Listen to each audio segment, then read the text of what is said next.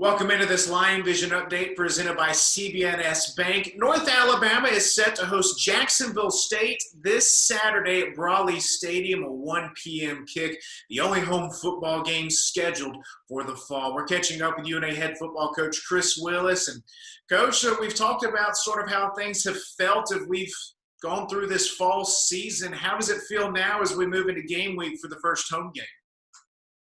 It's still got some different feel. I mean, it goes back and forth. Like yesterday, we had a really good practice, and everybody was excited. You could just tell there's a pep in our step. I mean, it's game week. We're getting to play at home. It's Jacksonville State. The hardest part right now just seems to navigate through the bye weeks a little bit. You would think, well, that's bye weeks are good to heal and get there physically and mentally back to where you need to be. But we're also wishing we were on some type of just every week there was a game, week to week. I don't mind some bye weeks, but, you also feel like you've been on a bye forever leading into the first game we played against Liberty. And so as you look at things now, hindsight's 2020, maybe we could have scheduled some games a little bit closer together. I just worry about each, we get out of this game, we got a 2-week bye, So it's just trying to keep everybody engaged.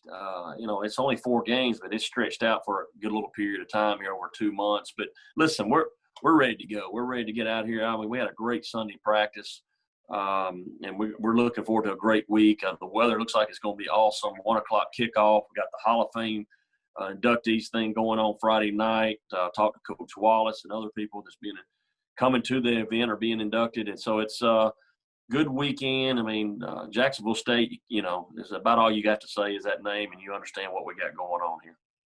1 game in the books against Liberty. You guys were off last week. What were some of the things you focused on? Where did you see your team improve during the bye week?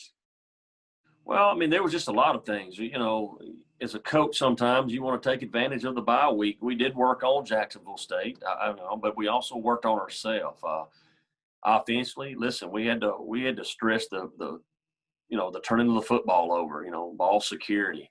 We had to work on some other things over there, just maybe some way blocking assignments. Defensively, we had some things we had to work on as well. And in the run game, they ran the ball on us there in the second half. And then, there are always the special teams. You can't work enough on special teams. But, and we really just, I would say, majority of the time focused on ourselves. But, yeah, we did tap in a little bit and introduce Jacksonville State.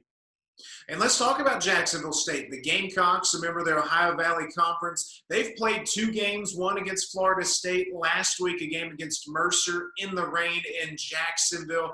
2 games that you guys have to watch film on. What have you learned about this Jacksonville State team in your preparation? Well, listen, they're a very talented team, well coached. I could go around about each position. They got some really good football players, key players. Once again, we're trying to get to that level that we would like to reach what they've accomplished in the world of FCS. I know they still got goals they'd like to reach moving forward, like, the national championships and winning more conference championships. And, I thought they had a good team last year, even though they had a little bit of a setback. It probably didn't go the way that they were expecting it to go. And then, I don't know the internal things. Sometimes there's injuries you don't know about or, just things like that. Listen, we're playing a good football team. They've got 2 games under their belt.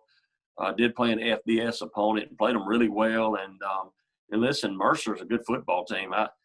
They got a new coaching staff, and they challenged them. And, it was in the rain. So sometimes you don't know what the outcome would have been without the rain. But I saw a good football team. We got to be ready to play.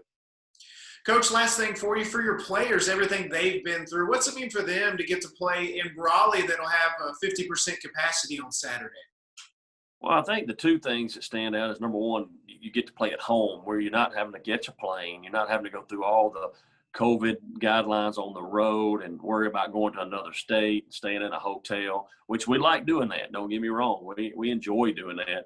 Obviously, this year's a little different, trying to navigate through all that. So, being able to just stay here and you're right here, not to worry about the travel is the first thing. And then, second, we only played in front of 1,000 people in the Liberty game. And I think we're saying 7,500. I hope we have that many, but the fact that you get to hear some actual fans cheer you on, I know we're not going to be able to tailgate and line walk and do all that, but, man, listen, just whether sometimes I told the coaches, I don't care if they're boos or cheers, as long as we hear some people out in the stands. And this past week, the student body of Liberty was behind us, and they were getting on us pretty hard. But it's fun stuff. I mean, that stuff, I like that stuff, as I did as a player at least.